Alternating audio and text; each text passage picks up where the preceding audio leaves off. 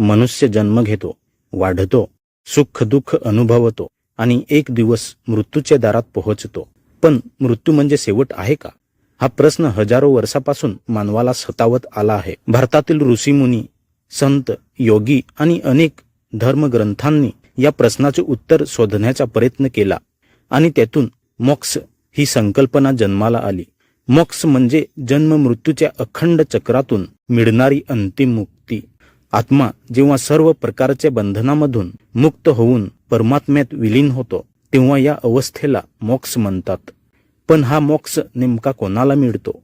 कोणत्या लोकांना ईश्वराची ती सर्वोच्च कृपा प्राप्त होते? हा प्रश्न जितका गूढ आहे तितकाच तो खोल आणि गंभीर आहे. प्राचीन काळापासून भारतात असं मानलं जातं की प्रत्येक मनुष्य आपल्या कर्मामुळे जन्म घेतो. प्रत्येक कृती, प्रत्येक विचार आणि प्रत्येक भावना हे कर्म तयार करतात. या कर्मामुळेच आत्म्याला पुन्हा पुन्हा जन्म घ्यावा लागतो. काही लोक श्रीमंत घरात जन्म घेतात, काही गरिबीत आयुष्य जगतात.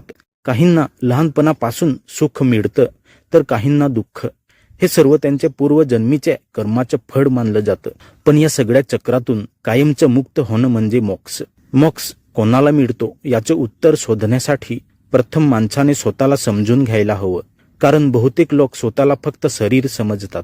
त्यांना वाटतं की हेच शरीर म्हणजे सर्व काही आहे. पण धर्मग्रंथ सांगतात की शरीर नाशिवंत आहे, आज आहे उद्या नाही. खरं अस्तित्व आत्म्याचं आहे.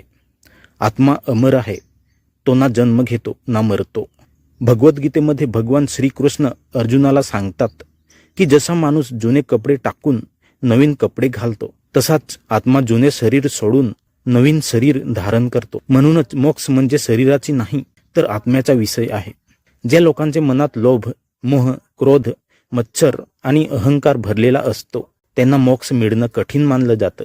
कारण या भावना आत्म्याला जगाच्या बंधनामध्ये अडकवून ठेवतात. एखादा माणूस आयुष्यभर पैसा कमावतो, सत्ता मिळवतो, मोठं नाव कमावतो, पण जर त्याचं मन सतत इच्छांमध्ये अडकलेलं असेल तर मृत्यूनंतरही त्याची आसक्ती संपत नाही आणि हीच आसक्ती त्याच्या पुनर्जन्माचे कारण बनते.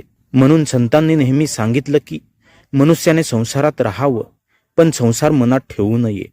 ज्यांचे मनात दया असते, करुणा असते, जे दुसऱ्याचे दुःख स्वतःचं समजतात, अशा लोकांचं मन हळूहळू पवित्र होत जातं. अनेक संतांनी स्वतःचं संपूर्ण आयुष्य इतरांच्या सेवेसाठी अर्पण केलं.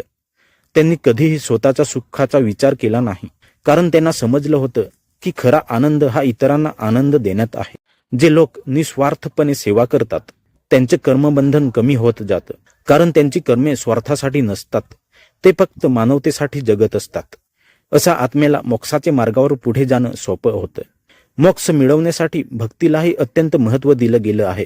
पण भक्ती म्हणजे फक्त मंदिरात जाणं, पूजा करणं किंवा मंत्र म्हणणं नाही. खरी भक्ती म्हणजे पूर्ण समर्पण. जेव्हा माणूस स्वतःचा अहंकार विसरून पूर्णपणे ईश्वरावर विश्वास ठेवतो तेव्हा त्याचं मन शांत होऊ लागतं. मीराबाईने श्रीकृष्णासाठी राजवाडा सोडला. प्रल्हादाने आपल्या वडिलांचा विरोध सहन केला पण विष्णू भक्ती सोडली नाही. ध्रुवाने लहान वयात जंगलात तपस्या करून ईश्वर प्राप्ती केली. या सर्व कथा सांगतात की ज्याची भक्ती खरी असते त्याला मोक्षाचा मार्ग सापडतो. पण भक्तीबरोबरच ज्ञानही आवश्यक मानलं गेलं आहे. अनेक लोक देवाची पूजा करतात पण स्वतःला ओळखत नाहीत. आत्मज्ञान म्हणजे मी हे शरीर नाही, मी आत्मा आहे याची अनुभूती. जेव्हा माणूस स्वतःच्या खऱ्या स्वरूपाला ओळखतो तेव्हा त्याची भीती नष्ट होते. कारण मृत्यूची भीती ही शरीराशी असलेल्या आसक्तीमुळे निर्माण होते. ज्याला आत्म्याचे ज्ञान झालं त्याच्यासाठी मृत्यू ही फक्त एका प्रवासाची समाप्ती नसून नवीन अवस्थेची सुरुवात असते. म्हणूनच अनेक ऋषीमुनी मृत्यूला घाबरत नव्हते. मोक्ष मिळणारे लोक हे नेहमी साधू संतच असतात असं नाही. सामान्य माणूसही मोक्ष प्राप्त करू शकतो. एखादी गरीब आई जी स्वतः उपाशी राहून मुलांना अन्न देते, एखादा शेतकरी जो प्रामाणिकपणे मेहनत करतो, एखादा माणूस जो आयुष्यभर सत्य आणि धर्माचा मार्ग सोडत नाही, हे सर्व लोकही मोक्षाचे जवळ असू शकतात. कारण मोक्षासाठी बाह्य दिखावा महत्वाचा नाही तर मनाची शुद्धता महत्वाची आहे. गरुड पुराणामध्ये मृत्यूनंतर आत्म्याचा प्रवास सांगितला आहे. त्या ग्रंथानुसार पापी आत्म्याला अनेक यातना भोगाव्या लागतात. ज्याने आयुष्यभर हिंसा, फसवणूक, लोभ आणि अन्याय केला त्याच्या आत्म्याला शांती मिळत नाही. पण ज्याने धर्माचरण केलं, सत्कर्म केलं आणि ईश्वर भक्ती केली त्याचा आत्मा उच्च लोकात जातो. आणि ज्याचा आत्मा पूर्णपणे शुद्ध झाला आहे त्याला मोक्ष प्राप्त होतो. अनेक लोक विचारतात की मोक्ष मिळाल्यावर नेमकं काय होतं. धर्मग्रंथ सांगतात की मोक्षानंतर आत्म्याला पुन्हा जन्म घ्यावा लागत नाही.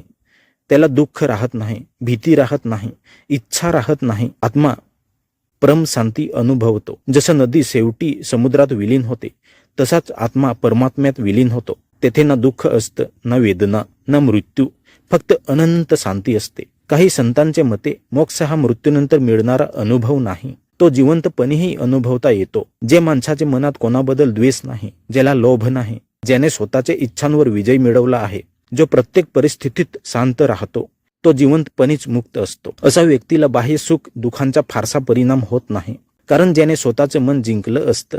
मोक्ष मिळण्याचा सर्वात मोठा अडथळा म्हणजे अहंकार.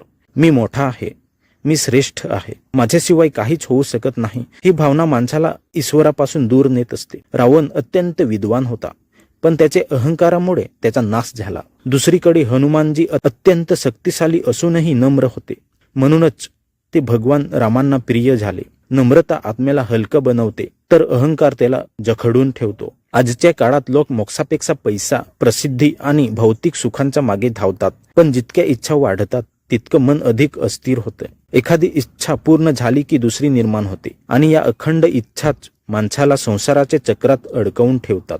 म्हणून अनेक संतांनी सांगितलं की समाधान हेच सर्वात मोठं सुख आहे. ज्याला कमी गोष्टीमध्ये आनंद मिळतो त्याचं मन अधिक शांत राहतं. मोक्षाचा मार्ग सोपा नाही, त्यासाठी संयम, श्रद्धा, साधना आणि आत्मपरीक्षण आवश्यक आहे. प्रत्येक दिवस माणसाला स्वतःला बदलण्याची संधी देतो. जर एखाद्या माणसाने रोज थोडं थोडं करून राग कमी केला, लोभ कमी केला, दुसऱ्यांना मदत केली, सत्याचा मार्ग स्वीकारला आणि ईश्वराचं स्मरण केलं, तर त्याचा आत्मा हळूहळू शुद्ध होऊ लागतो. शेवटी मोक्ष हा फक्त धर्मग्रंथामधील शब्द नाही, तो मानवाच्या आत्म्याची सर्वात मोठी तळमळ आहे. प्रत्येक माणूस आतून शांती शोधत असतो, पण खरी शांती बाहेरच्या जगात नाही, ती स्वतःचे अंतर्मनात आहे. जो स्वतःला ओळखतो, जो प्रेम, दया आणि सत्याचा मार्ग स्वीकारतो, जो स्वतःचे वाईट प्रवृत्ती जिंकतो, तोच खऱ्या अर्थाने मोक्षाच्या दिशेने चालू लागतो. हर हर महादेव.